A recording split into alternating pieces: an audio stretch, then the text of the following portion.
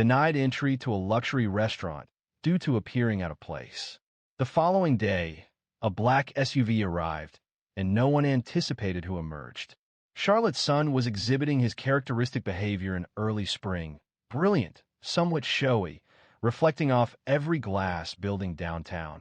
Ideal weather for finalizing a deal. Cassandra Belton had recently concluded a walkthrough of a young couple's first home, a small three-bedroom with creaky floors and considerable potential. She found them appealing, these newlyweds, diligent individuals who still embraced the idea of constructing things from the foundations. She recognized aspects of herself within them. At 52, Cassandra had accomplished precisely that, establishing something from nothing. Without inherited wealth, she took no easy routes. Instead, she relied on time, perseverance, and a determination to continue. She wasn't ostentatious. Such displays weren't necessary for her. Her self-assurance manifested in her demeanor, in how she occupied silence in a room without needing to assert control. Following the showing, she drove 5 minutes to Le Mistral, a high-end restaurant on Tryon Street. She hadn't intended to dine there. It simply occurred to her as she stopped at the last traffic light. Indulge yourself, Cass, you deserve it. She parked her Lexus, glanced at her phone, and exited the vehicle. She wore no blazer, only a crisp white tee tucked into tailored dark jeans and gray suede flats. Her hair was pulled back in a low bun, and she wore no makeup aside from gloss. The ensemble presented a polished and sophisticated aesthetic, suitable for both a casual cafe and a formal boardroom setting. The hostess provided a brief assessment, offered a rehearsed smile, and escorted her to a table for two situated by the window. The lunchtime rush hadn't begun. Cassandra reviewed the menu, already anticipating the grilled salmon with couscous. However, even before her water was served, he arrived. He seemed to be around 38 years old, with a strong jawline and slick-back hair and an excessive amount of cologne. His expression featured a smile that seemed to mask something deeper. "Ma'am," he said, approaching her table as if he'd practiced, "I'm afraid we have a dress code here." Cassandra looked up slowly. "Excuse me? The restaurant requires a particular standard. Our guests generally appreciate a more refined appearance." She blinked. "I'm wearing clean clothes, I smell like spring, and I just closed a $500,000 sale 2 blocks from here. I'd say I'm pretty refined." A pause. His smile became less relaxed. "We've received complaints." She tilted her head. Whose concerns were these? He looked toward the front desk, then back to her. "I'm going to have to ask you to leave." There was no disturbance. Cassandra didn't raise her voice. She didn't weep. She posed a single question. Calmly, steadily. "Is it my clothes? Or is it my skin?" He didn't respond. Instead, he indicated toward security. A young man, clearly feeling awkward, approached and in a hushed tone requested that she collect her belongings. She rose, retrieved her purse, and exited. A heavy silence followed her every movement. Outside, she settled into her car, closed the door, and stared straight ahead for a significant period. She made no calls and created no videos. However, someone else did. A woman, seated in a corner booth near the bar, had observed the entire incident, recorded it, and uploaded it online, tagging the restaurant and local news outlets, along with numerous other accounts.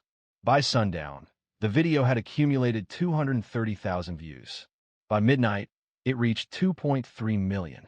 Cassandra's phone began to receive numerous notifications. Her assistant, her nephew, clients, even someone from the Charlotte Observer had tried to reach her. But she didn't answer, because Cassandra wasn't going to react.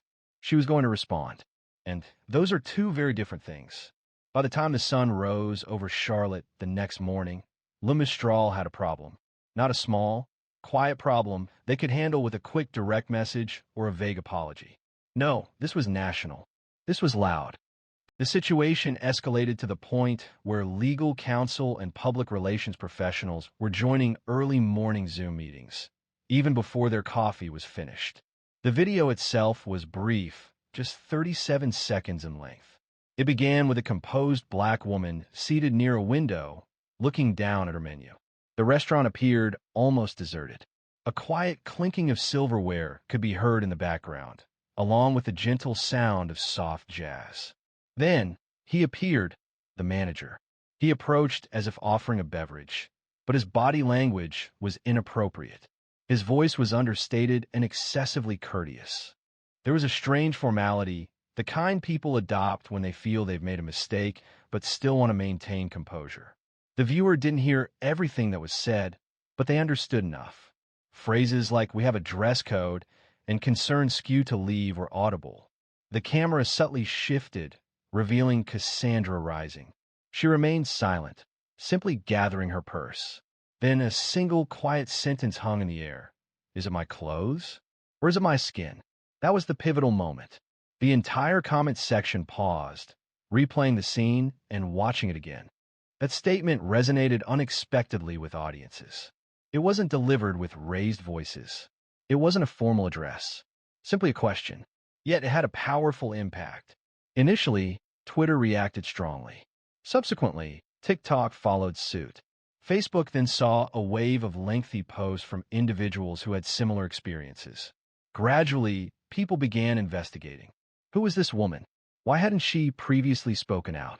It emerged that Cassandra Belton wasn't just an ordinary customer. People started linking pieces of information together. She consistently ranked among the leading Black real estate brokers in Mecklenburg County. Last year, she was highlighted in Charlotte Real Estate Weekly. A quiet professional, she maintained a record free of controversy and sensationalism, building a career on consistent success and a reputation for ethical conduct. Several former clients shared their experiences. One recounted how she assisted her mother in purchasing a first home following the loss of her father. Another shared that she hadn't been charged the full commission, with the broker stating her desire to provide support.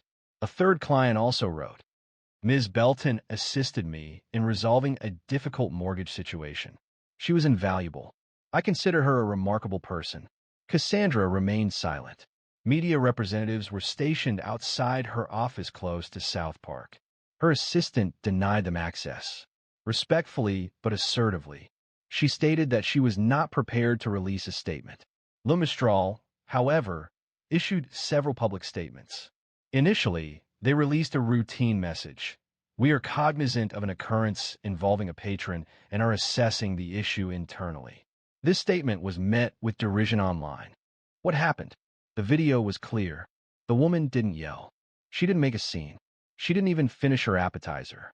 And yet she was escorted out as if she'd caused a disturbance. The restaurant's Yelp and Google pages were inundated with one-star reviews. Apparently, racism was present.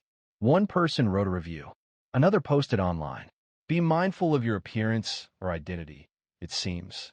The manager from the video, whose name eventually leaked, was Owen Lindley. He had been employed there for 3 years.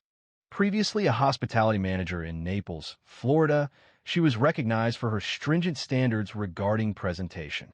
An anonymous former employee of Le Mistral detailed an incident last year, alleging she subjected a Black couple to scrutiny, citing their shoes, Ferragamo, as a point of complaint. As controversy erupted online, Cassandra's name gained significant attention. Despite the public outcry, she remained silent. This wasn't due to fear, but rather a deliberate act of careful consideration and calculation. She had no desire for viral fame or symbolic representation. Her focus was on the long view. She had dedicated her life to creating something enduring and wouldn't allow one overbearing manager to reduce her to a trending topic. That afternoon, she finally settled at her kitchen table. Her laptop was open, and she read silently. She avoided checking the comments section and disregarded any memes. Instead, she focused on a single item, an email from a man she hadn't heard from in years. It read, "Cass, saw the video. You navigated the situation, as you always do, with quiet strength. Should you wish to take action regarding this matter, I am available to assist." The document was signed. Harlan Desmond, managing partner, Desmond and Klein Civil Rights Law. She studied the name for a moment. Then, a smile touched her lips. Because now, she was not alone. Many who viewed that video perceived grace and composure. However, those who had grown up with Cassandra Belton would understand the source of that grace and recognize that it had not been easily attained. Cassandra was raised in Southfield, Michigan, just outside of Detroit. She was raised by her mother, a retired elementary school teacher, and her father, who worked for 35 years at a Chrysler plant. Her parents emphasized listening over silence and instilled in her the understanding that calmness is a strategic tool, particularly for a Black woman navigating a world shaped by assumptions. Growing up, she observed her mother skillfully correcting others with a smile and her father successfully resolving disagreements without raising his voice. From these experiences, she developed the ability to carefully consider her words. She understood the value of choosing opportune times and allowing others to display their anxiety before revealing her own. By age 25, Cassandra had obtained her real estate license and was selling homes during her breaks at her banking job. Initially, she focused on smaller, more affordable properties, modest starter homes, often requiring renovation and offering future possibilities. People developed trust in her. She avoided exaggeration and never made misleading claims. Instead, she communicated honestly in a composed manner and consistently maintained her presence. Among her early clients was a recently divorced woman, trying to buy her first home on a single income. Cassandra remembered her vividly because the woman broke down, crying in her office after closing. "You were the first person who didn't treat me like a mistake," she said. Those moments stuck with her more than the commission checks ever did. So by the time she sat at her kitchen table in Charlotte, reading Harlan Desmond's email, Cassandra wasn't thinking about revenge. She considered how many individuals wouldn't have responded to the restaurant manager's demeanor as she did, and how many wouldn't have had the advantage of a stranger documenting the incident. Harlan was more than a lawyer. They had been classmates at Michigan State. He had been outspoken then, full of passion and protest signs. She was more reserved, more deliberate, but they held mutual respect for one another. And despite drifting apart over the years, she had continued to follow his career. Civil rights cases in Oakland, police discrimination suits in Tallahassee. He didn't employ a flamboyant courtroom style, but he was remarkably astute. She selected the reply button.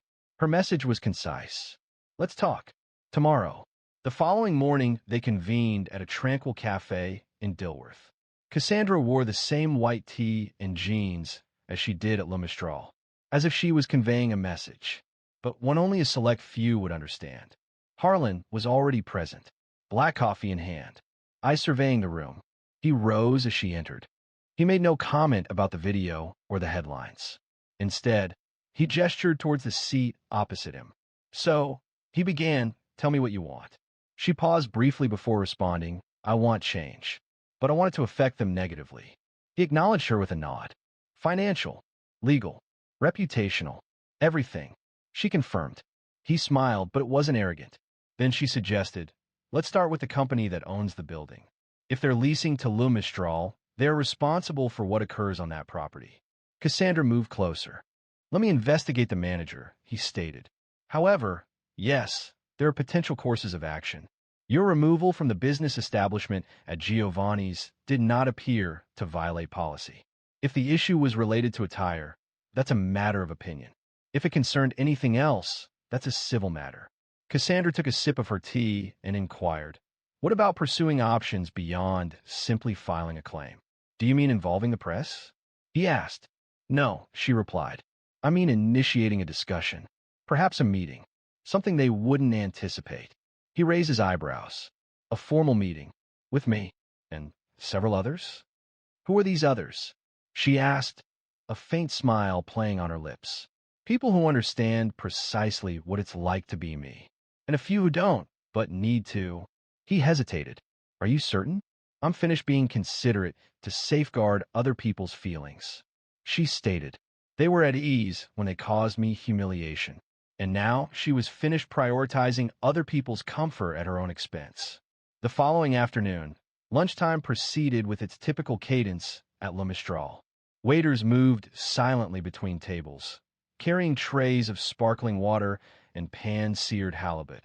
The dining room was filled with the sounds of clinking silverware and quiet conversations.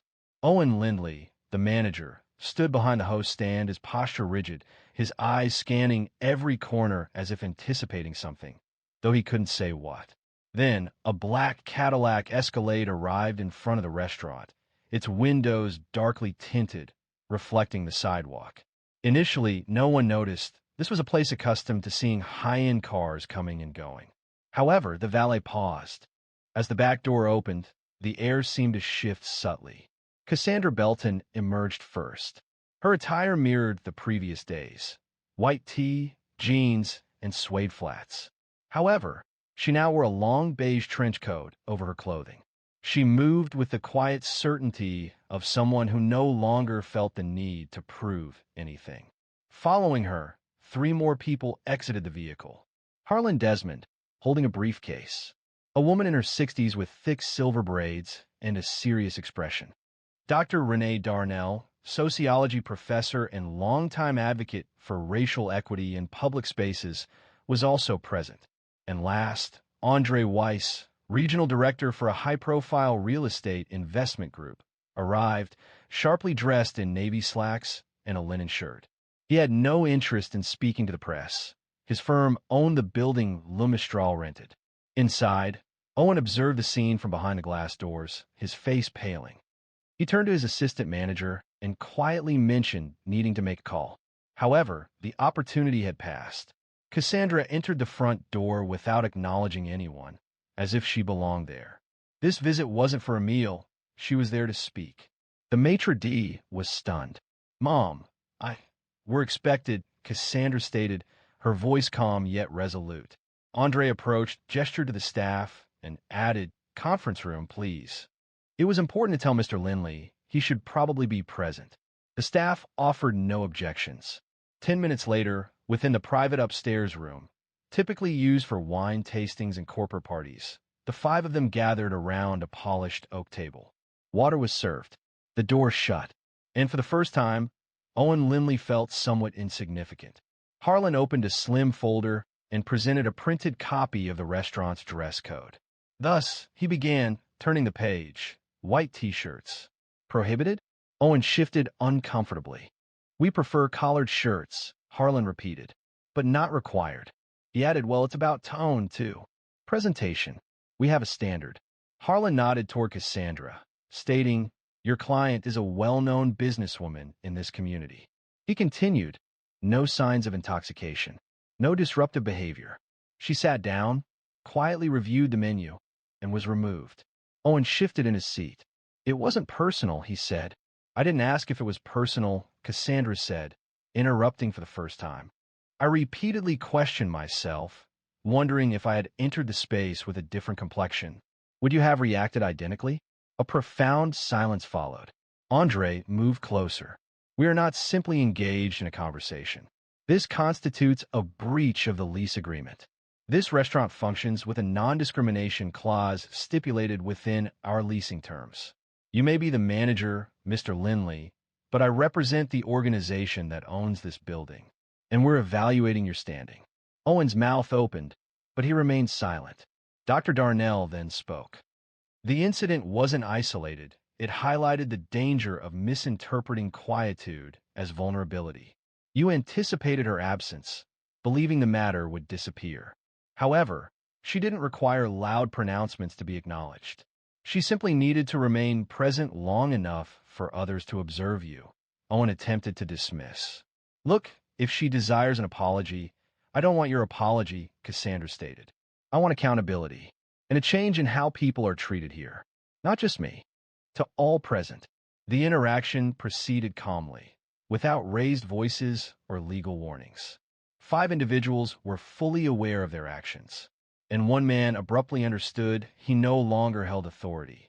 Owen Lindley remained still, his shoulders drawn, the knot of his tie subtly pressing against his throat.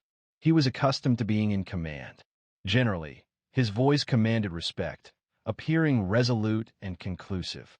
However, within this room, among these people, it lacked its usual impact. It simply wasn't the same. Harlan Esmond relaxed in his chair, allowing a pause to linger. Next, he put 2 sheets of paper onto the table. Page 1, he stated, is a compilation of grievances submitted by former employees and visitors at this location during the last 18 months. Numerous entries concern dress code regulations. One specifically names you, Mr. Lindley. Owen did not take the papers. Harlan continued, pushing the second sheet across the table. This is a draft of a formal letter that could be submitted to your building's management and shared with local media.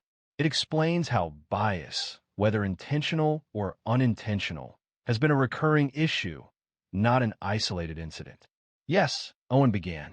We don't expect you to apologize, Cassandra added, her voice calm. This isn't about revenge. It's about correcting a problem. Consider this an opportunity for positive change rather than a criticism. Dr. Darnell then addressed the group.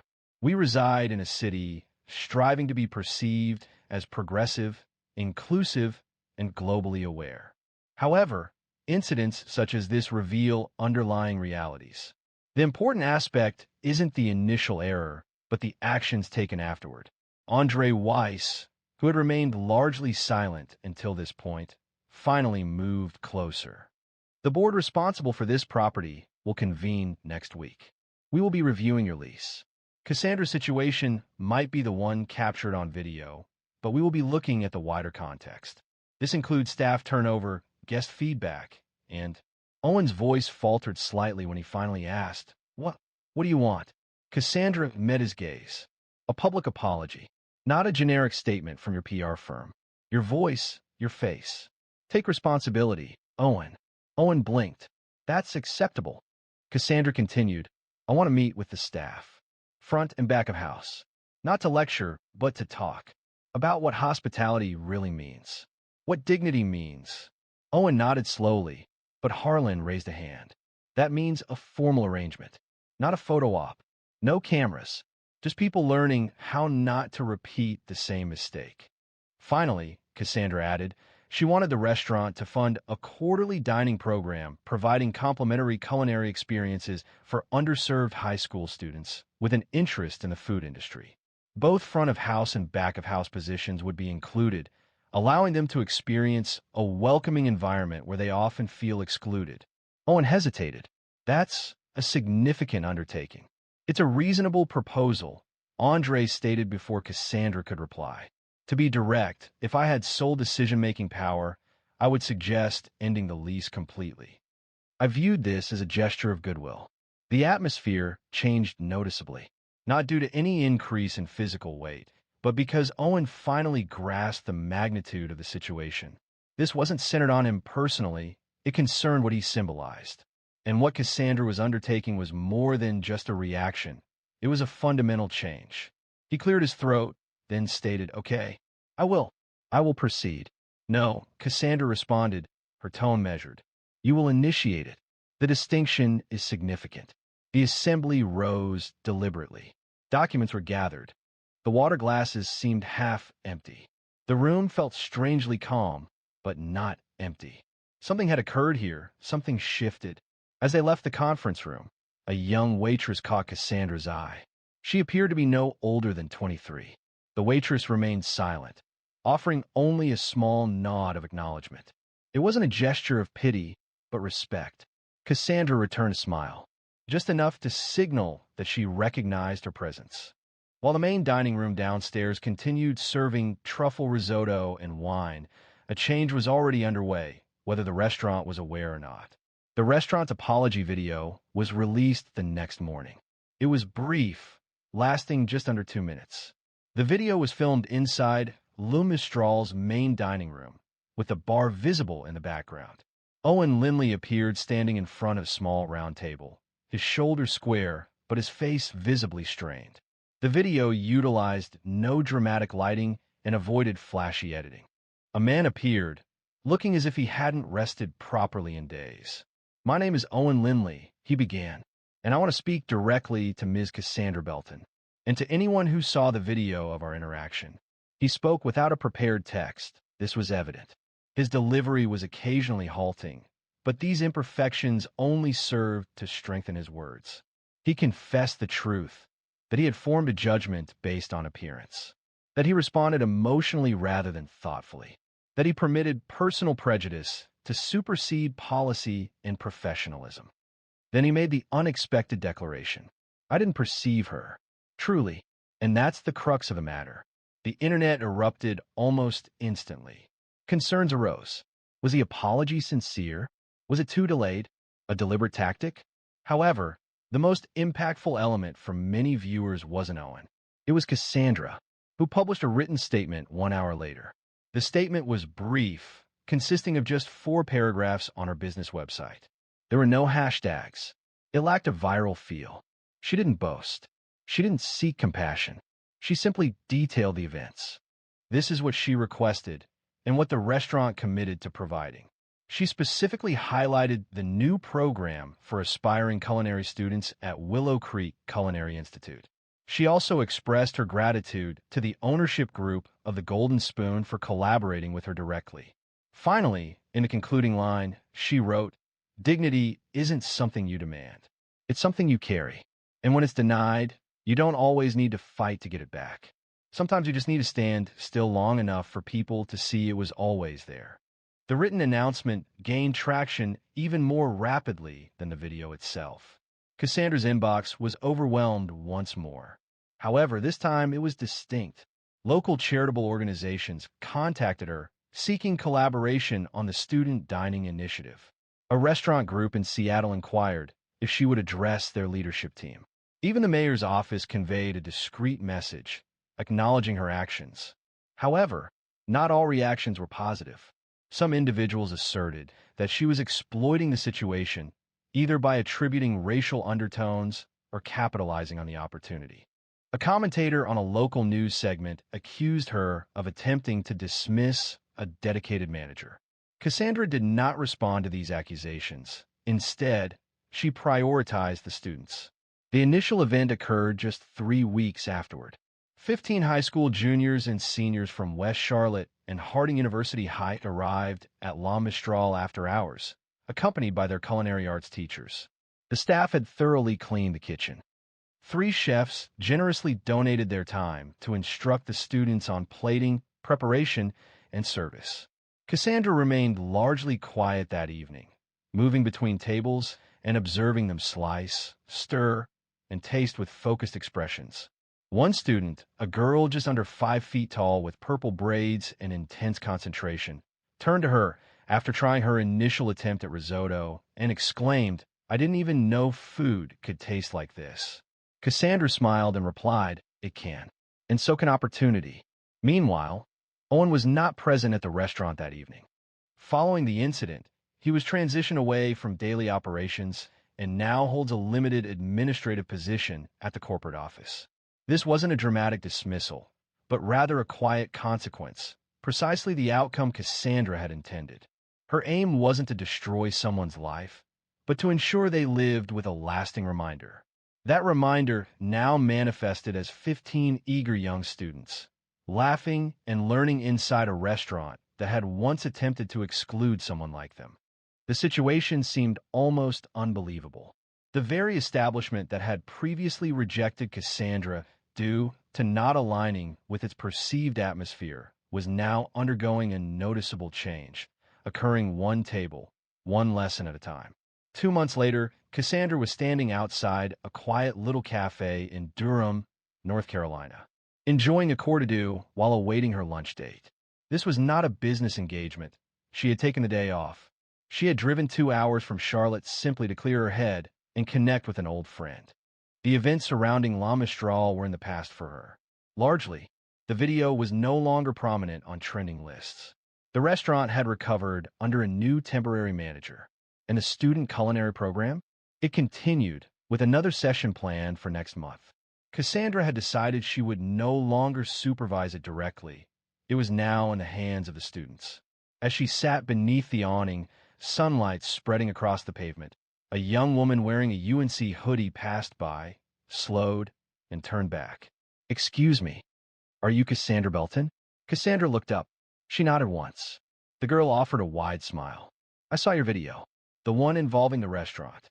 I simply wanted to express my gratitude. You presented things authentically, like a mature woman would." Cassandra laughed quietly. That's a way to describe it. No, truly. You conveyed your message without creating unnecessary drama. My aunt speaks of you as if you were Michelle Obama's older relative. They both chuckled. The girl waved goodbye, maintaining her smile. Cassandra didn't require external approval. That moment held significance, not due to vanity, but because it indicated that the appropriate individuals were observing. The next generation was noting how matters were being addressed. Subsequently, that afternoon, she entered a small bistro located across the street for lunch. The host, a man in his 20s with a nose ring and slightly frayed cuffs on his sleeves, looked up and offered her a sincere smile. "Welcome," he said. "Are you dining alone or expecting someone?" "Alone," she replied. A window seat was acceptable, ideal even. He took a menu and guided her to a booth where sunlight streamed across the table. He didn't pause. He didn't scrutinize her attire. Her outfit consisted of a simple linen shirt and cream-colored slacks. As he went to fetch her water, Cassandra surveyed the restaurant. A couple murmured quietly near the back. Two women enjoyed a dessert together. A man on his laptop typed rapidly, as if the world was about to end. It was normal, ordinary, beautiful in its simplicity. She recalled that day at Le Mistral, the shift in Owen Lindley's expression, the subtle encouragement she received, the critical commentary as well, the burden of being thrust into a pivotal moment when all she desired was lunch. She held no regrets, because that moment had shown her and reminded others that silence isn't the lack of strength. Sometimes it's the most profound kind of strength, the kind that listens, that waits, that observes, anticipating the opportune moment to act. And when it acts, it seeks no authorization. She retrieved her phone and launched her notes application. A sentence appeared at the top of a fresh page. "Don't waste your voice on noise. Save it for the echo." She remembered hearing that from her mother years ago. It wasn't about remaining silent. It was about being thoughtful. Be precise. Utilize your presence like a scalpel, not a hammer. As the waiter returned with her water and a polite, "Take your time," Cassandra smiled. She didn't need to assert herself today. She didn't need to demonstrate anything. She had already accomplished that. And in doing so, she left a lasting impact, not only on a restaurant, but on everyone who witnessed her maintain her composure without aggression, who observed the power of choosing dignity over conflict and still achieving success. That was the core understanding. Change doesn't always require a loud voice. It requires remaining steadfast until others understand the significance of silence. If this story resonated with you, please share it. Discuss it with others. If you haven't already, please subscribe. More stories like this, the quiet ones that speak loudest, are forthcoming. The CEO, known for his quiet demeanor, entered his own dealership incognito. What he overheard a salesman say to a struggling single mother abruptly halted him and initiated an unforeseen sequence of events. Derek Belton appeared unremarkable, certainly not the person who authorized salaries for 137 employees. He wasn't wearing a blazer, didn't carry a briefcase, and he arrived without a driver. That morning, he wore faded Levi's, well-worn sneakers, and a Tennessee Titans cap shading his face. He would be unrecognizable, even to the regional manager he had dined with 2 Fridays prior. He parked his black 2011 Honda Accord a short distance away. It wasn't a necessity. He possessed the means for a garage full of luxury vehicles. However, today was not about displays of wealth. He walked the additional block quietly, noticing the texture of the pavement with each footfall. As the dealership appeared, the signage, crisp and prominent, displaying Belton Auto Group across the glass, caused him to hesitate. His name. But what was happening beneath the surface? The concerns had initially surfaced as quiet remarks. A customer in Murfreesboro reported being sold an extended warranty she didn't comprehend. A family in Franklin alleged their monthly payment differed from the agreed-upon amount. These were minor issues. However, they caused Derek to question things. This location in Charlotte, Tennessee had consistently been a high-volume dealership. It specialized in mid-range vehicles and enjoyed strong sales. People trusted this dealership, or they once did. The showroom doors opened as he entered. The air held the scent of coffee and Armor All. A bell chimed above him, yet no one acknowledged it. Derek surveyed the area. There were 3 sales desks and 2 salesmen engaged in conversation by the corner water cooler. A woman managed the reception desk, absorbed in her phone. He appeared unremarkable, and that was his intention. He began his assessment in the service bay. It was quiet, the technicians working diligently, focused on their tasks. He observed nothing unusual. He proceeded through the customer waiting area, observing a man browse a magazine as his daughter entertained herself on a damaged iPad. He received no assistance. There was no greeting, not even a simple acknowledgement. He approached the line of Camrys situated near the glass wall. A couple stood close by, engaged in a conversation with a salesman whose speech was rapid and overly enthusiastic. The older man appeared displeased. The woman seemed bothered. "Sir," the salesman stated, "you won't locate a more advantageous offer anywhere. This item is covered by warranty and has seen minimal use. However, I can offer this price only if we finalize the agreement today." "That's the current situation," Derek mentioned. He recognized this as a tactic he hadn't been taught and made a note to himself. He then proceeded around a corner close to the used inventory office and paused. A young woman, likely in her late 20s, wearing a light jacket and carrying a baby in a carrier, was speaking with a man in a navy blazer. She appeared anxious, repeatedly looking down at a well-worn envelope she held. It likely contained pay stubs or a bank statement. The salesman presented himself with an assured, perhaps overly confident, demeanor, speaking with charm and certainty. "You're receiving full coverage for the first 3 years?" the salesman stated. "Bumper to bumper plus powertrain.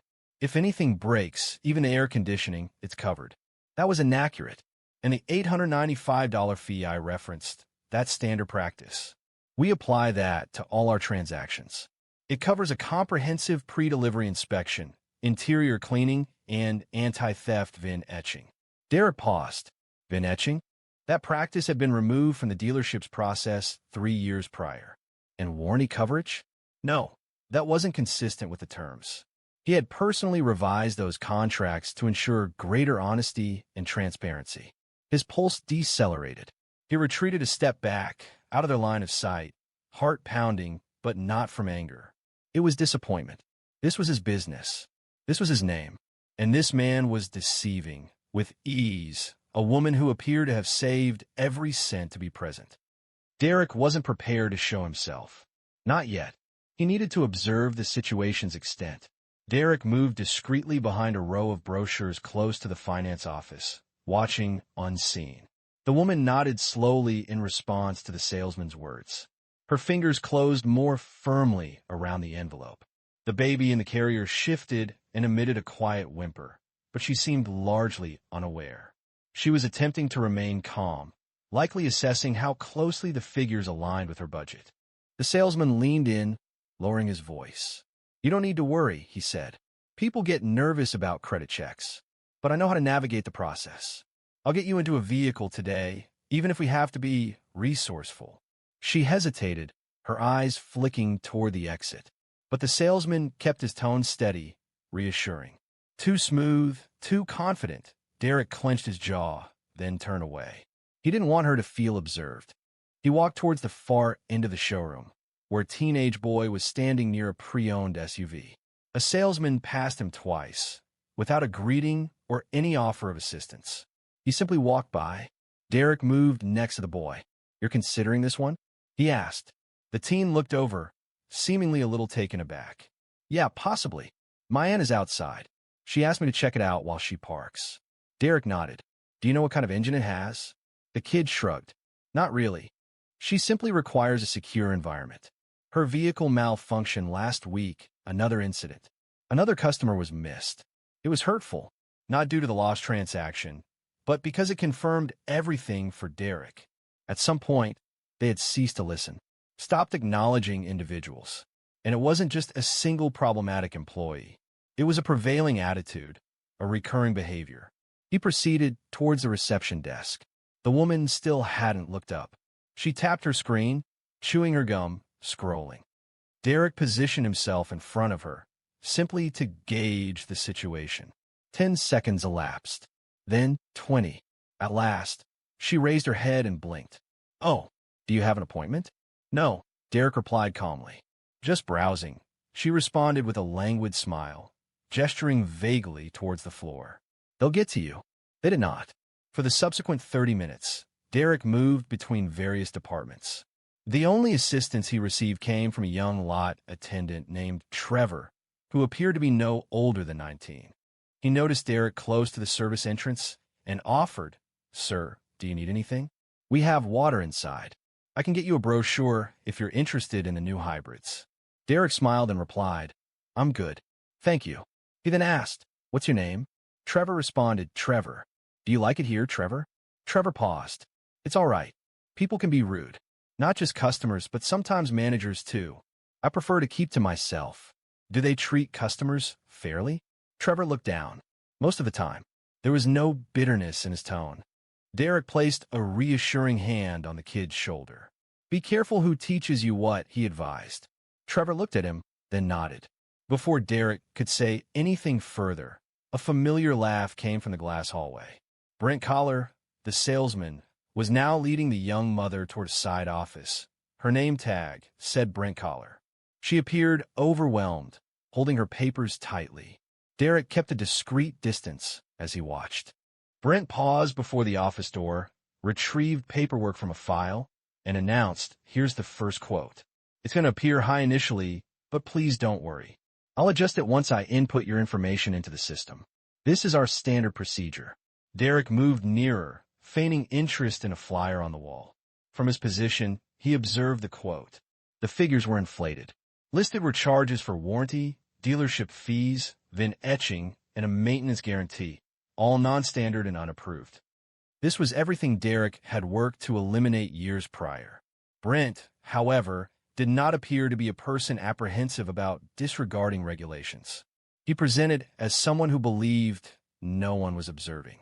Brent indicated for the woman to take a seat. She settled into the chair, moving her baby's carrier to the floor nearby.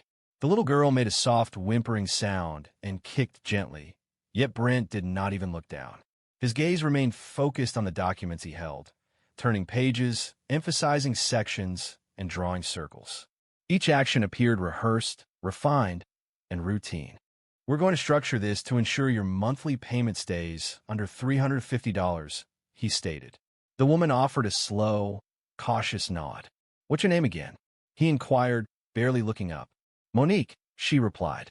"Monique Ellis." Derek stood just outside the office, back against the wall, feigning interest in the certified pre-owned display. He overheard every word. Brent smiled. "All right, Monique. You're going to love this. You're approved for a 2019 Corolla. Excellent condition, low mileage. That's a significant advantage. We remain committed to your protection. Therefore, we're providing a 3-year full coverage plan. This includes everything from the engine to the electronics. Roadside assistance is also included should you lock your keys in the car. That level of peace of mind? Priceless." Derek's hand slowly curled into a fist by his side. However, there was no such plan, not like Brent described it. And the quote, the one he'd caught a glimpse of earlier, had extra charges tucked in every margin. Some of them were outright fiction. Monique adjusted in her chair. "So, is all of that included in the price?" Brent offered a warm, reassuring smile. "It's all part of your protection package. We simply itemize it separately on the form. This simplifies things for the finance office." He continued, speaking rapidly and with excessive confidence, gesturing with a pen as if performing a magic trick. He even produced a calculator to minimize the appearance of the payment amount. For example, without the package, your monthly cost would be $384. With the included safeguard, the price reduces to $349. More manageable, isn't it?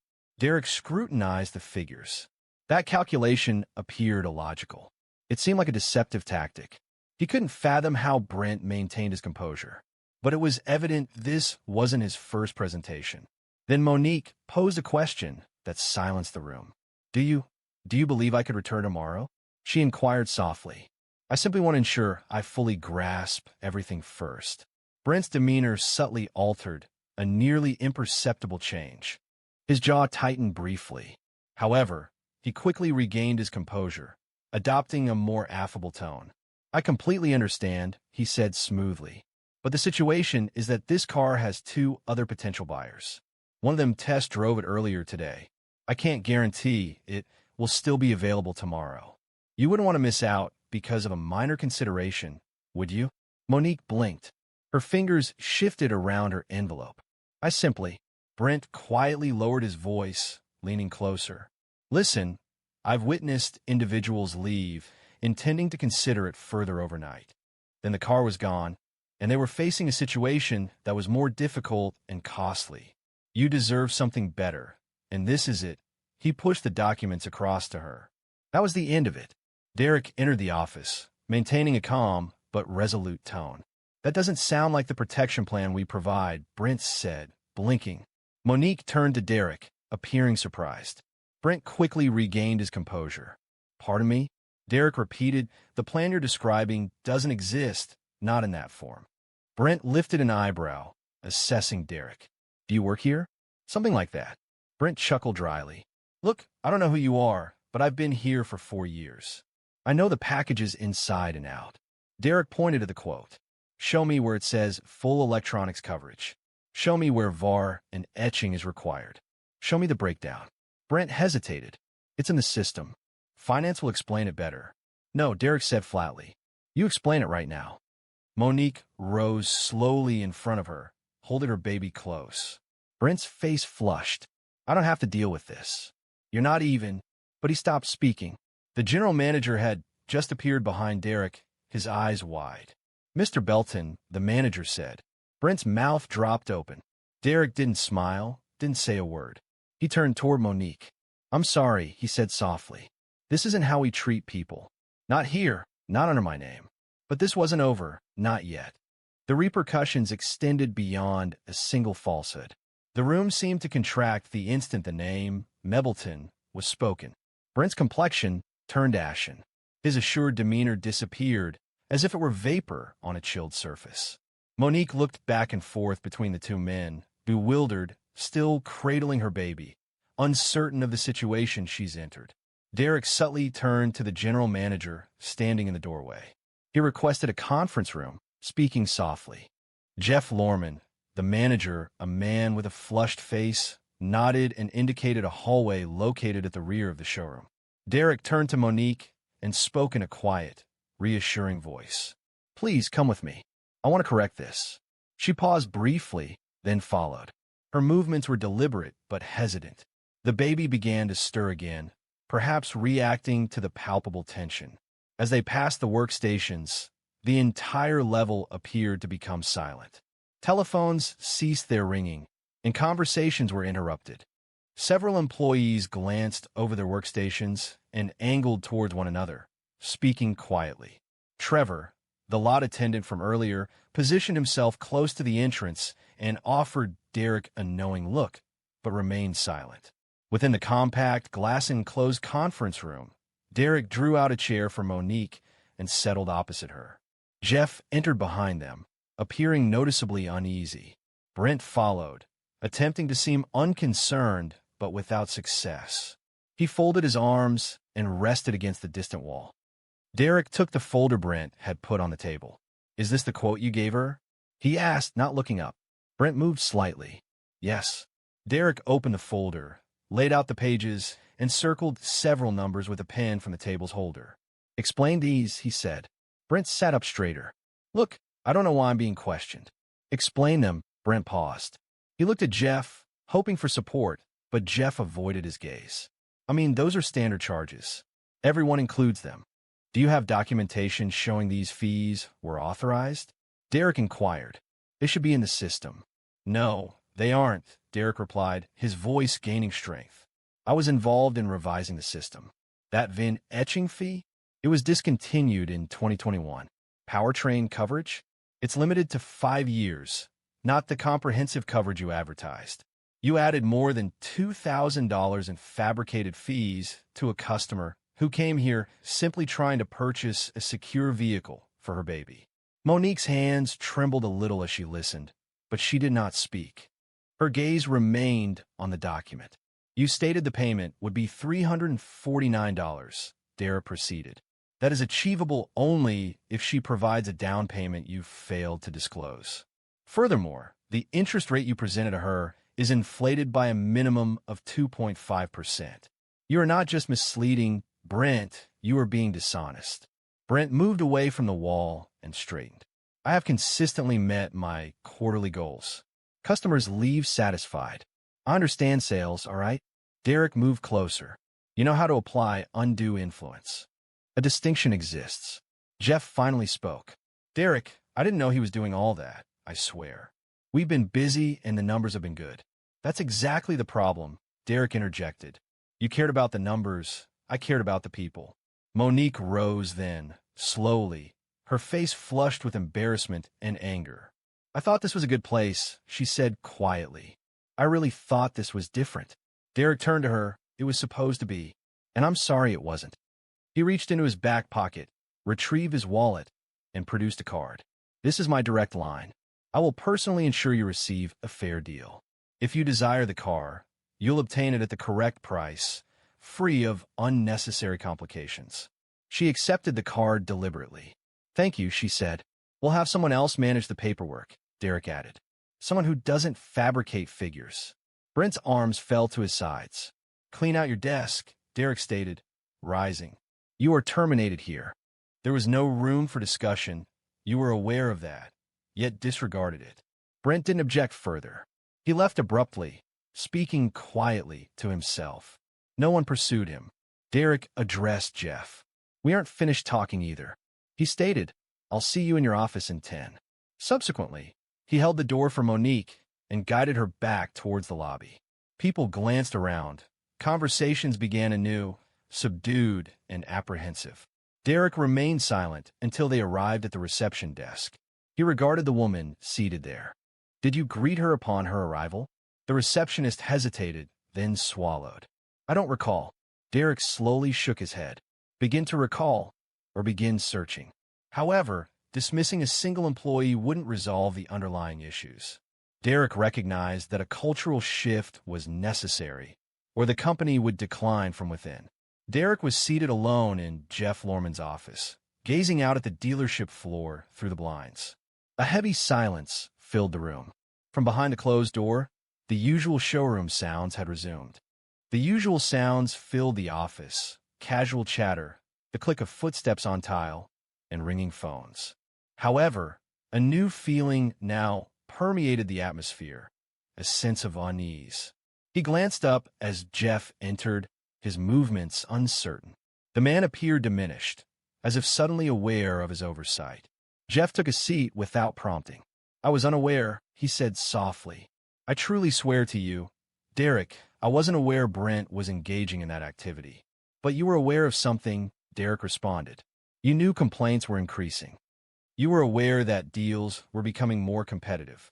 You were also aware that customer satisfaction scores decreased last quarter, and you attributed it to the surveys used. Jeff remained silent.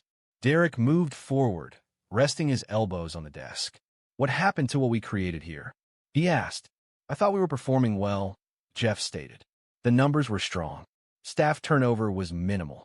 I assumed perhaps the industry simply shifted slightly. The industry didn't shift, Derek responded, maintaining a calm tone.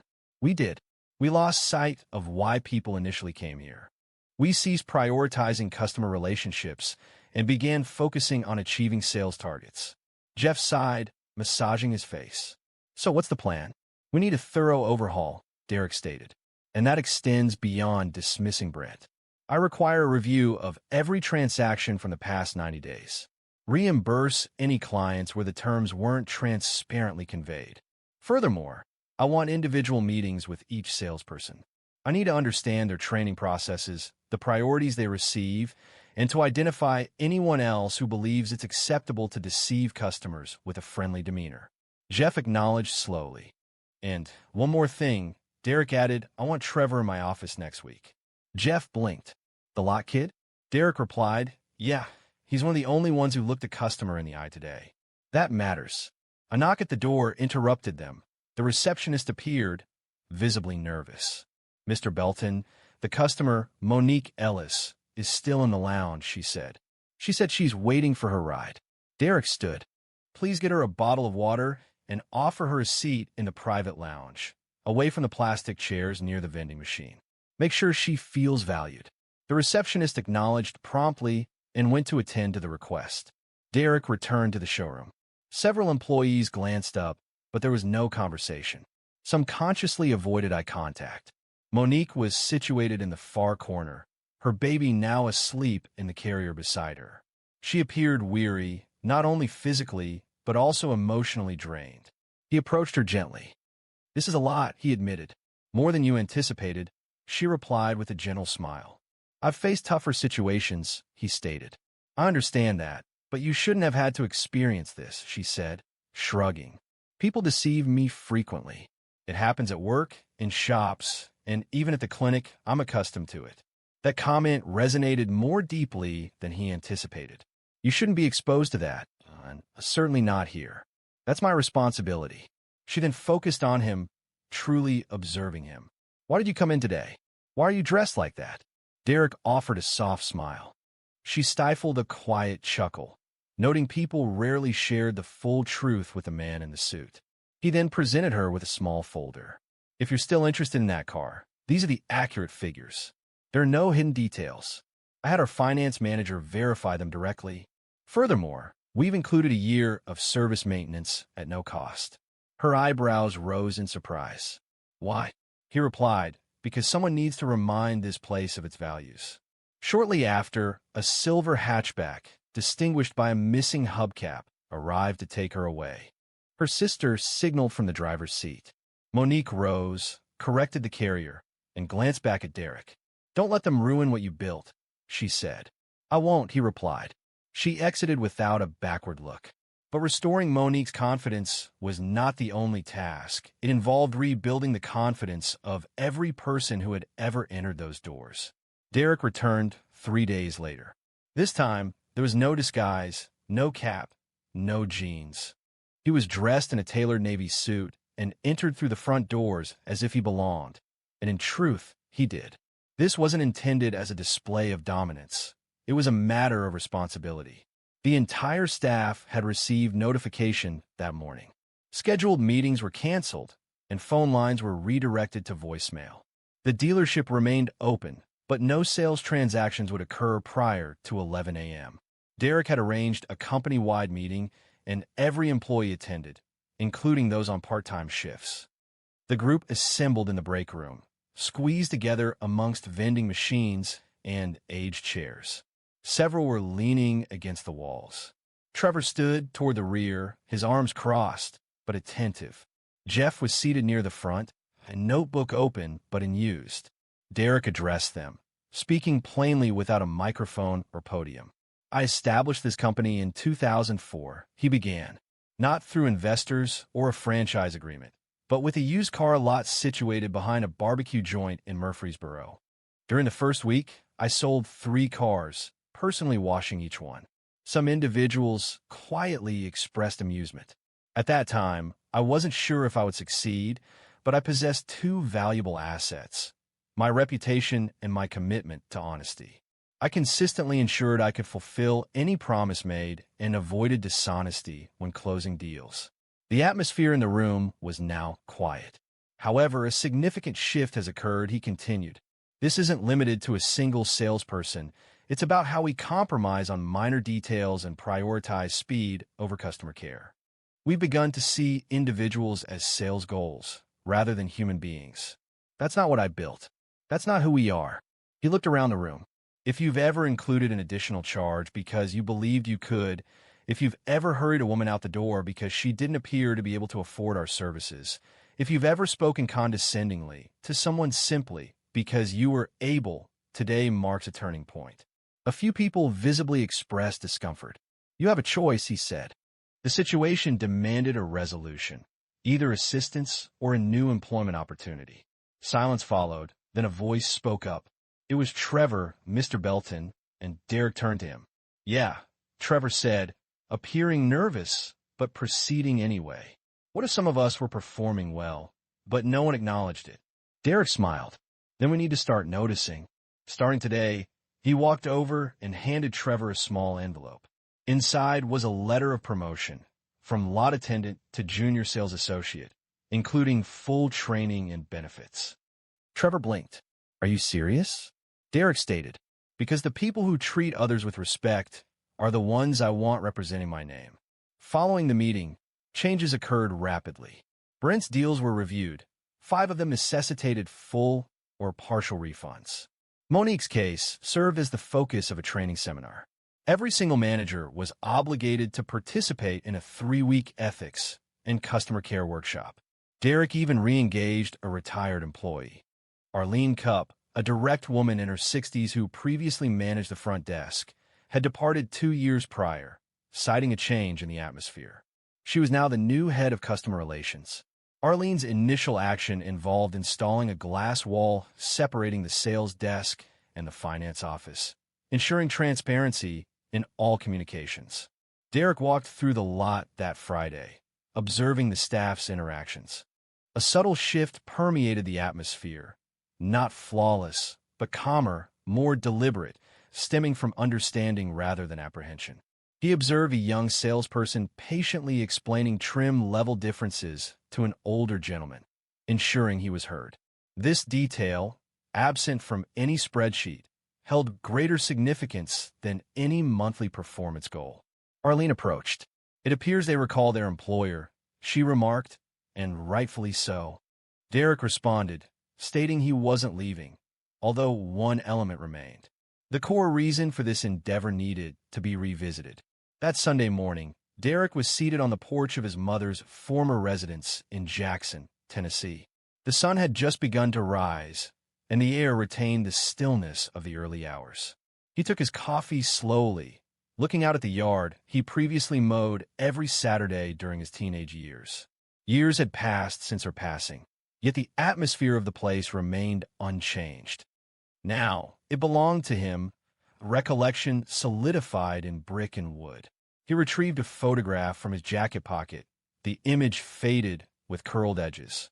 The picture showed him, no older than 10, standing next to his mother before a dull, rust-colored Oldsmobile. Her smile was broad and proud, not due to the car's newness as it wasn't, but because it was hers. That marked the day she purchased her first vehicle independently. He recalled how she, a nurse, managed without a cosigner or assistance, relying solely on her paycheck and a salesman who painstakingly explained each document before she signed.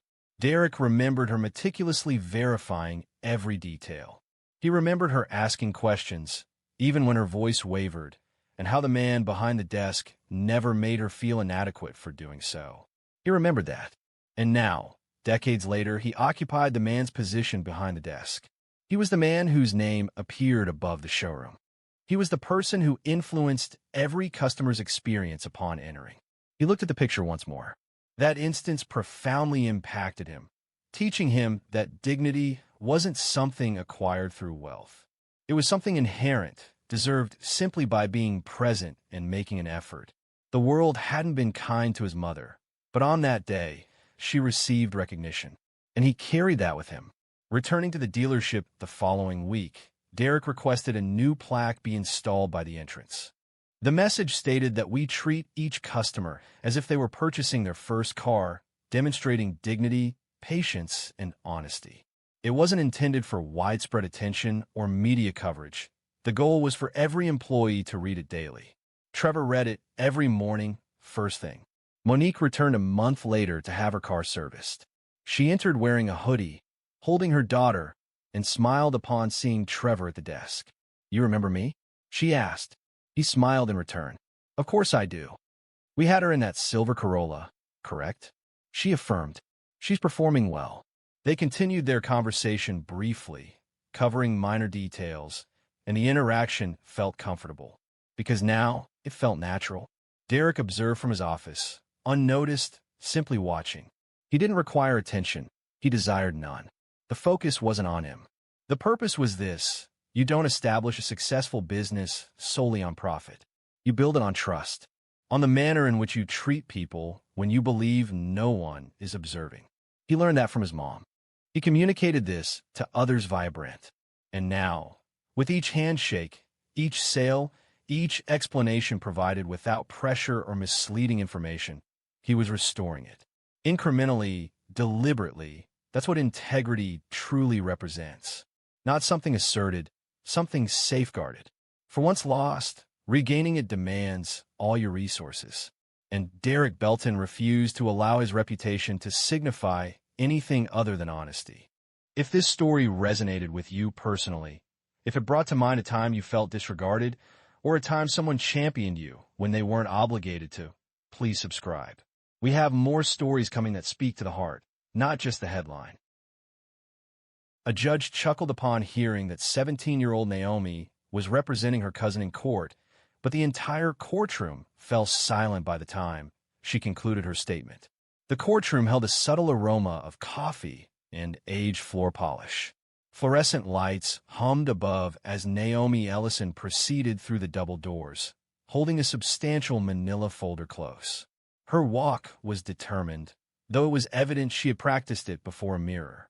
Her thrift store slacks were a little too short, the white shirt just slightly wrinkled, and her bun, braided tight and pinned, had loosened a little in the Georgia humidity.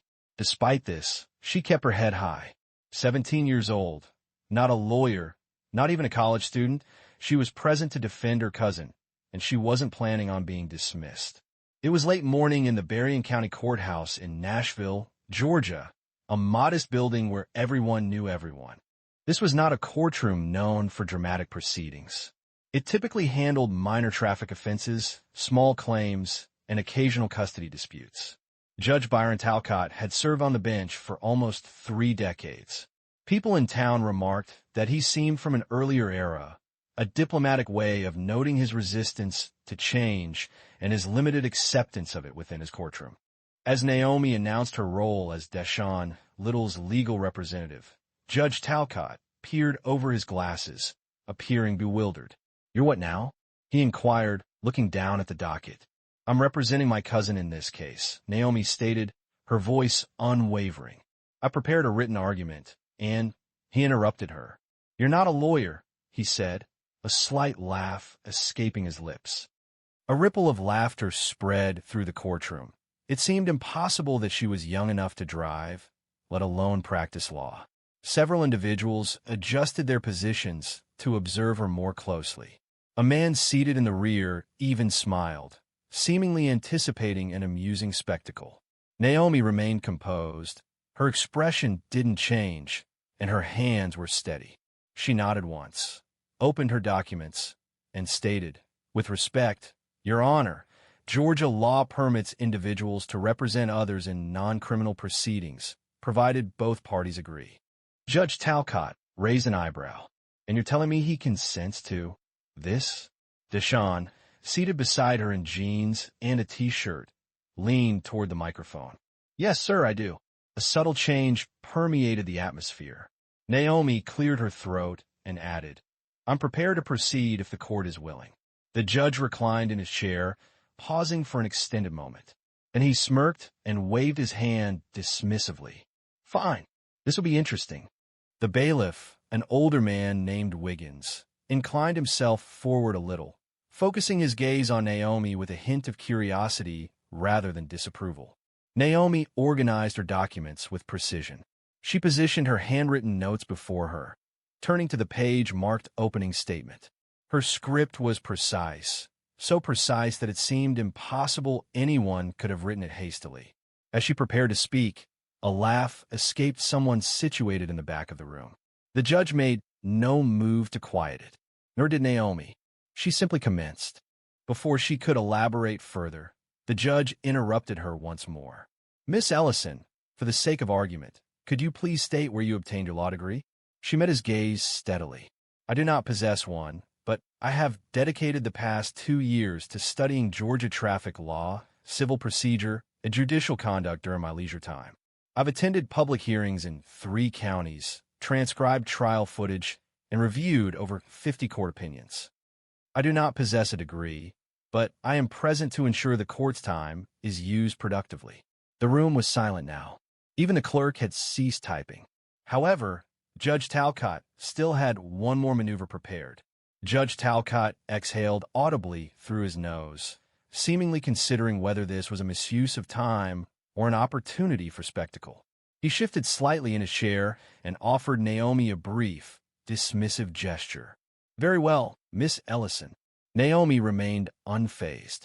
She delivered her introduction with the confidence of someone who had rehearsed it repeatedly. And she had. In her bedroom, she practiced, standing before a mirror with her backpack used as a makeshift podium. Her voice remained steady as she presented the details. Deshawn had been stopped by police for failing to stop at a stop sign outside the high school on a Saturday morning. There was no other traffic and no pedestrians present. Despite this, the infraction resulted in a court summons and a significant financial penalty. Naomi's goal wasn't merely to dispute the fine. She aimed for its complete dismissal. In the second row, a white woman wearing a peach blazer spoke softly to the man beside her. He responded with a chuckle and a shake of his head. The clerk reclined in her chair, clicking her pen, anticipating Naomi's misstep. And Deshawn? He glanced at his hands. Apprehensive, perhaps even a little irritated. "You sure you want to do this?" He had asked her that morning while they waited outside the courthouse. Naomi had answered without lifting her eyes from her notes. "I wouldn't be here if I wasn't." He remained silent after that. Now, seated beside her at the defendant's table, he fidgeted in his chair, seemingly wishing he could vanish. He was 17 as well, but Naomi made him feel even younger simply by being next to him. Naomi then addressed the matter of selective enforcement. The stop sign in question had been disregarded by numerous drivers that morning, including 2 local sheriff's deputies. Naomi possessed video footage captured by a neighbor, which was time-stamped and easily discernible. The footage displayed vehicles proceeding without interruption. There were no visible lights, no audible sirens, and no issued citations. She positioned a small USB drive on the table and raised her gaze toward the judge. "With the court's permission, I'd like to submit this as evidence." Judge Talcott remained still for a moment. Then, deliberately, he turned his attention to the bailiff. "Let's take a look." The screen activated. The courtroom's attention focused. The video consisted of straightforward street footage captured by a home security camera. Vehicle after vehicle passed the sign without pausing. Naomi allowed the recording to play for 20 seconds before stopping it and indicating a license plate belonging to a county sheriff. "I'm not suggesting that the law shouldn't be enforced," she stated, "only that it should be enforced fairly." There was no laughter this time. The judge, however, crossed his arms. "And you believe this demonstrates your cousin was treated unfairly?" Naomi replied concisely. "It demonstrates that enforcement lacks consistency. And when enforcement lacks consistency, citations can become subjective." He observed her intently for a moment. Naomi remained composed under his gaze. What the majority of individuals present didn't realize, couldn't possibly know, was her dedication over the previous 2 summers, secretly attending hearings in 3 counties. She documented proceedings with a well-used pen, quietly reciting legal terminology into a tape recorder obtained from her science teacher. No one had instructed her in these actions. Her high school lacked law electives, and internship opportunities for girls like her were scarce in Berrien County. Consequently, she pursued self-study. She dedicated late nights to reading legal blogs and case opinions while her mom worked double shifts at the nursing home.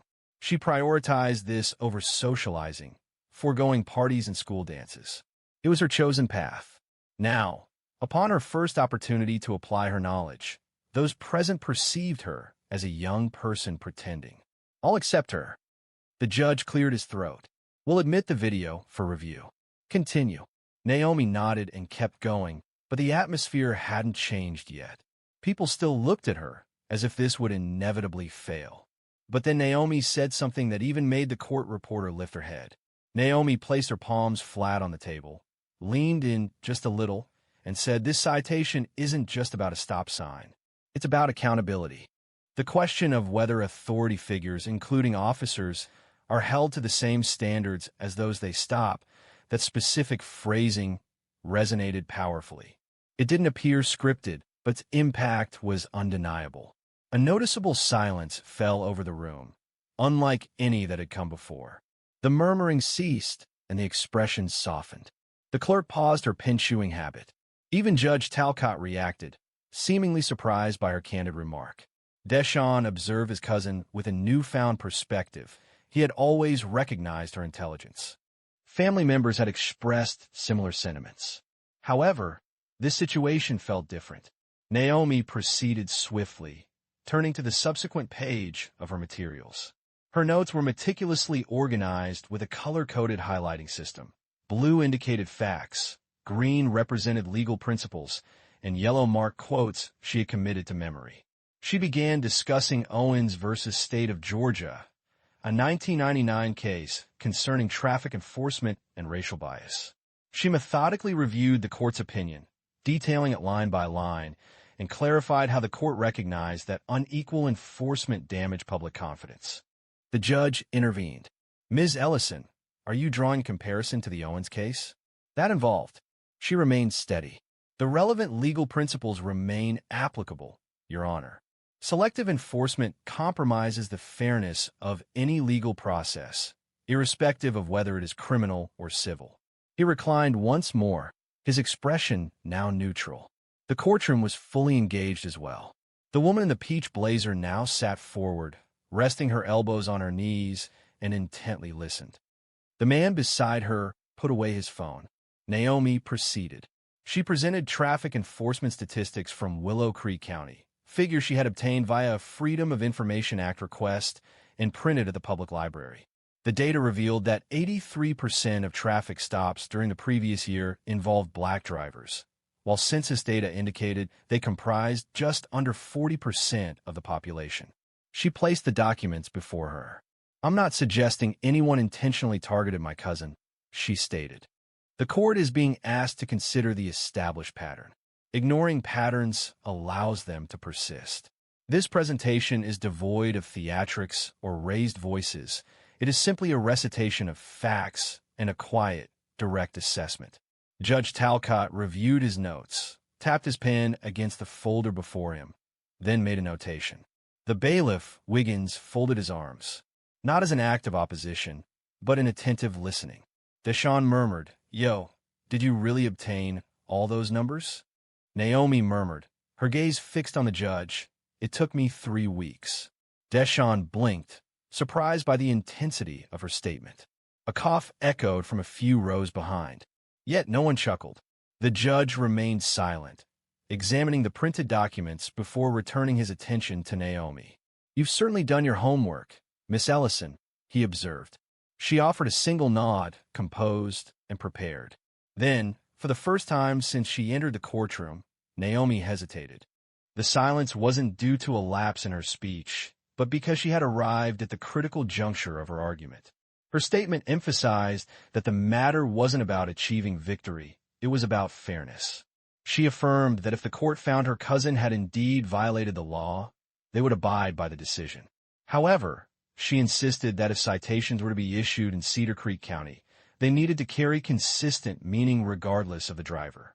This was the pivotal moment, not when she referenced legal precedent, nor when she presented the statistics. The sincerity of that statement seemed to resonate, and the judge closed his folder. "Let's take a 10-minute recess." Gasps weren't permitted in courtrooms, yet they were audible, noticeable in the subtle shifts of people and the murmured comment, "He never does that." During that brief pause, Naomi experienced her initial wave of genuine uncertainty. She sat on the unyielding wooden bench outside the courtroom, knees drawn close, hands tightly clasped around a bottle of water she hadn't opened. The braid at the nape of her neck was loosening, but she made no move to adjust it. She fixed her gaze straight ahead, seemingly observing something unseen by others. Deshawn sat next to her, his leg bouncing, his eyes darting frequently. "You good?" he eventually asked. She nodded, then murmured, "Yeah, but you don't seem it." A faint smile touched her lips. "I didn't come here to look good," he chuckled, then added more seriously, "Hey, Thank you. For real. I didn't think you'd go that deep. She turned towards him. You didn't think I meant it? I mean, I knew you were smart. I simply didn't realize you were this intelligent. Naomi did not respond. The courtroom door opened, and the bailiff motioned toward them. Let's return to the matter at hand. Inside, the atmosphere had changed. The laughter from before had disappeared, yielding to a more subdued feeling. It wasn't quite respect.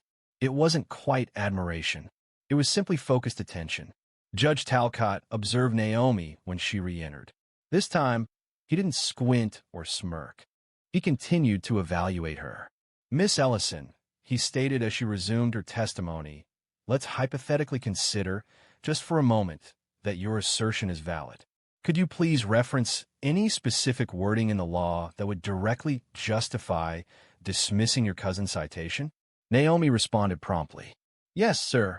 Georgia Code, Section 40 to 620 details proper stop sign enforcement, but it also allows for interpretation regarding situations where enforcement might be applied unevenly or selectively. Moreover, the Equal Protection Clause, as defined in Yick Wo v. Hopkins, dictates that selective enforcement predicated on arbitrary distinctions compromises the law's legitimacy. The courtroom fell silent once more. The judge inclined himself forward, resting his elbows on his desk, observing her as if searching for a weakness. I notice you're quite well informed, he remarked. Yes, Your Honor. He then stated, his voice a little more pointed, that if she intended to cite Yick Wo, she should also be ready to discuss its relevance beyond licensing matters.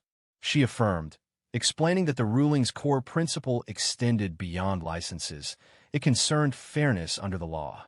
The ruling explicitly stated that even seemingly neutral laws could not be applied in a discriminatory manner. For the first time, Judge Talcott refrained from interrupting, allowing her to complete her statement. He then folded his hands and looked directly at her. Miss Ellison, he said, speaking almost calmly now, what exactly do you want from this court? Naomi took a breath. I want my cousin's citation dismissed, and I want the court to acknowledge that enforcement patterns in this county deserve closer scrutiny. She didn't yell. She didn't raise her voice. She didn't need to. The judge examined the documents before him, then surveyed the courtroom, and lastly turned his gaze to Naomi. Unexpectedly, he posed a question. May I review your notes? Naomi was taken aback. I'm sorry, he repeated. Your notes. It's evident you've invested significant effort. I'd appreciate the opportunity to examine them. The inquiry was unusual. Judges rarely made such requests. Naomi approached and presented the notes. Her hand briefly touched the bench, but she maintained her balance. The judge examined the pages, methodically, handwritten, color-coded, and arranged with the precision of a junior associate at a leading downtown Atlanta firm. This is remarkable, he stated after a prolonged pause. The courtroom remained silent. He then added, however, you must understand that argument isn't always sufficient in court. Sometimes, regardless of how just you are, the structure doesn't yield. Naomi did not avert her gaze. Then perhaps the structure requires pressure. The judge raised an eyebrow, but before he could respond, someone in the gallery stood. The woman who stood in the back row appeared to be in her 60s, with silver hair pulled back tightly and a black blouse buttoned to the neck. She seemed like someone who didn't speak unless it was important. Your Honor, she called out, her voice steady but quiet. Judge Talcott turned slowly. Ma'am, you need to sit down. This isn't open for public comment. But the woman did not flinch. I am Judith Minter. As a retired attorney with 41 years of experience in civil litigation, I feel compelled to state, for the record, that this young lady presented one of the most well-structured arguments I've observed in a courtroom, even among federal proceedings. While gasps weren't permitted, an audible intake of breath was clearly heard from half the gallery. Judge Talcott visibly stiffened but remained silent, simply observing Naomi. A fleeting, unreadable expression crossed his face. Frustration? Perhaps. Or something else entirely. He announced another recess. Naomi hurried outside. Her chest felt constricted, and her hands trembled slightly this time. Not from fear, but from the weight of everything. The room, the atmosphere, the abrupt quiet that followed the woman's statement. Deshawn followed her and sat next to her once more. "You all right?" he inquired. She hesitated before responding. Her fingers moved restlessly in her lap. "Why would she say that?" Naomi asked, almost to herself. "Why would someone like her defend me?" Deshawn shrugged, because she observed what everyone else had seen. Naomi allowed her shoulders to relax a little. Her entire body had been rigid for more than an hour, and she hadn't been aware of it. The courtroom doors opened again, and Naomi was surprised when Judith Minter emerged and approached her. "Miss Ellison," she said softly as she sat down next to her on the bench. "Do you understand the sort of bravery it requires to stand where you just stood, particularly without the qualifications? That's not something that can be fabricated." Naomi began to speak, but Judith raised a hand. "I'm not attempting to compliment you," she said. "I'm stating a fact. And if you ever consider a career in law, I mean professionally, please contact me.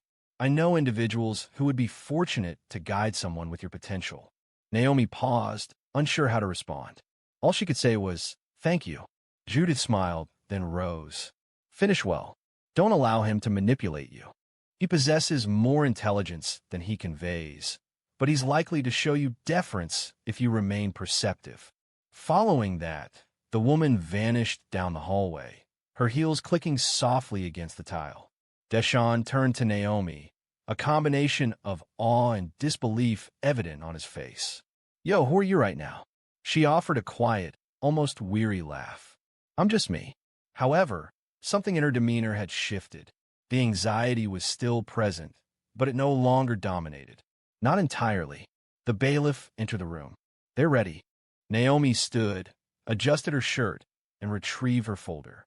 As she re-entered the courtroom, there were no whispers, no smirks, and Judge Talcott no longer leaned back as if dismissing her.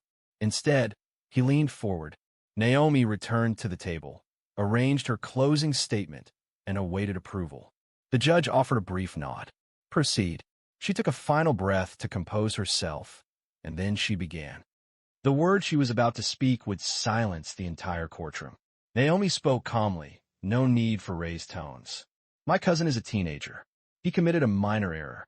But if the law isn't applied equally to all, young, old, black, white, officer, civilian, then it ceases to be law. It transforms into a suggestion, or, even more detrimentally, punishment for some and a caution for others." A stillness fell over the room. No one moved. Every gaze in that room was focused on her. Even the clerk, who had kept her fingers poised over the keyboard, was frozen midair. She continued, "We've all heard that justice is blind, but it shouldn't be deaf. It shouldn't ignore patterns, or silence people who speak up about them." Naomi walked slowly to the evidence table, pulled up the citation, and held it out. This citation isn't just about a stop sign. It's about the choice to enforce, or not enforce, the law based on who's in the driver's seat. Her voice remained steady, almost calm, but her words carried significant weight. She addressed the judge. "You inquired previously about what I sought from this court. I stated then that I desired the citation dismissed, and I maintain that desire. However, I also want recognition that fairness should not be something earned through appearances or background. It should be inherent, a given, for all." Judge Talcott looked down, tapping the citation folder again with the corner of his pen. He remained silent. "Not yet. I may not hold a degree," Naomi stated, "but I've gained knowledge observing courtrooms and opinions and law books over the past 2 years. I've learned that when justice functions correctly, it isn't felt as dominance. It feels like understanding, like recognition that you were listened to." Her voice faltered just a little at that final word. Not enough to disrupt her flow, but enough to serve as a reminder to those present that she remained a teenager. Still human. Still someone who shouldn't have been required to prepare for this. She closed her folder and stepped back. Silence. A full 10 seconds elapsed before Judge Talcott finally exhaled. He adjusted his glasses, surveyed the courtroom, then focused his eyes on Naomi. "I've been doing this for a long time," he said.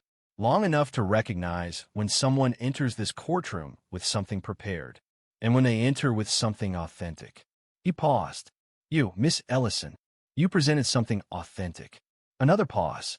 I am dismissing the citation. The issue isn't related to your cousin's connections, but rather the manner in which you presented this case. Furthermore, the evidence you offered prompted questions that this court cannot disregard. A murmur arose within the gallery, marked by surprise, quietness, and deference, yet he had not concluded. Judge Talcott moved forward, placing his hands on the desk. To be candid, I initially found amusement in your presentation, and that was an error. You didn't simply prepare, you informed this courtroom, and myself included. You maintained your position in a setting not intended for someone of your stature to speak with authority. And I believe this will not be the last instance he tapped the gavel once. Not forcefully, simply to conclude proceedings. Court is adjourned. Naomi remained still initially. Deshawn observed her as if she were an unfamiliar person. Or perhaps he was at long last perceiving the version of her that had always existed. Those present in the gallery did not immediately leave. Several approached her discreetly. The clerk even nodded once, murmuring, "Nice work, kid." Naomi held her folder close to her chest again. But now it didn't seem like a shield. It felt like a credential. As she and Deshawn walked out into the sun, he nudged her. "You're going to be on somebody's billboard one day." She laughed. "Not unless they catch me on a good hair day." He smiled wide. "Nah, I mean it. You changed something in there." Naomi looked ahead at the street, eyes squinting against the light. "I hope so." What followed would demonstrate that this instance marked merely the commencement of events.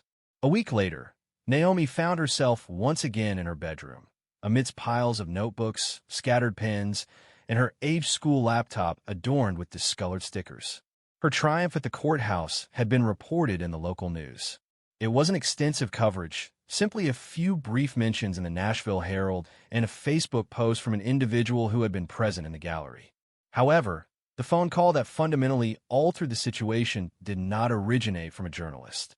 The call originated from the office of attorney Roland Brewster, located in Macon. She nearly ignored it, as the phone number was unknown and her mom had cautioned her against answering unrecognized calls. However, an intuition prompted her to answer. "Is this Naomi Ellison?" A voice inquired. "Yes," she replied. "This is Angela from the office of Roland Brewster. He would like to speak with you, if you're available." Naomi straightened on the bed. Certainly?" A click was heard. A man's voice then spoke, warm yet straightforward.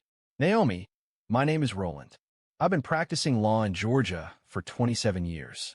A colleague of mine, Judith Minter, sent me a copy of your court presentation. She said I'd be a fool not to reach out." Naomi remained silent initially, not due to nerves, as she wasn't feeling them. She was simply uncertain if it was genuine. "I want to offer you something," he continued. "It's not a job, yet, but it's a mentorship, one that could develop into something further. There's a summer program designed for young, creative thinkers. We want you to be a part of it." She discovered her ability to speak up. "But I haven't started college yet. I haven't even finished high school." He chuckled. "That's not important. We're not seeking degrees. We're looking for minds capable of sparking change." Naomi looked at her notes. The same ones she'd used in court, now spread across her desk like discarded awards. "I'm intrigued," she said. "Excellent," Brewster replied. "Please send me a copy of that argument." Following the call, Naomi remained still for an extended period. She didn't move or smile, simply taking everything in. A change had occurred. The courtroom proceedings were over. However, her personal journey, that unconventional path she had constructed independently, using library books and YouTube lectures, was no longer hidden. Her mom entered the room. "Are you hungry?" she inquired. Naomi nodded, feeling ravenous. Sitting opposite each other at the small kitchen table, her mom inquired, "Do you truly desire to pursue this? Law? Seriously?" Naomi ate her sandwich deliberately, then responded, "Yes. I believe I already am." Her mom offered a look, a drawn-out, probing expression unique to mothers, and then nodded once. Following this, she stated, "Then you better continue demonstrating your capabilities." That evening, Naomi remained up reading, driven not by obligation, but by a sense of purpose. Analyzing legal precedent felt less like an assignment and more like a language she was finally proficient in. The following morning, She received another call, this time from a high school student from 2 towns over. "Hey," the girl said, "I saw what you did. My brother's case is similar. I don't know where to begin. Could I ask you a question?" And with that, Naomi evolved into something more, not just a bright student, not just a relative advocating for family. She stood as an illustration, a demonstration that excellence doesn't await authorization, and fairness doesn't demand a position, but only truth, clarity, and the courage to speak. She didn't require a law degree to impact a courtroom. She simply needed an opportunity. And when she received it, she ensured no one would ever perceive her identically again. Your voice doesn't need a platform. It merely needs to be heard.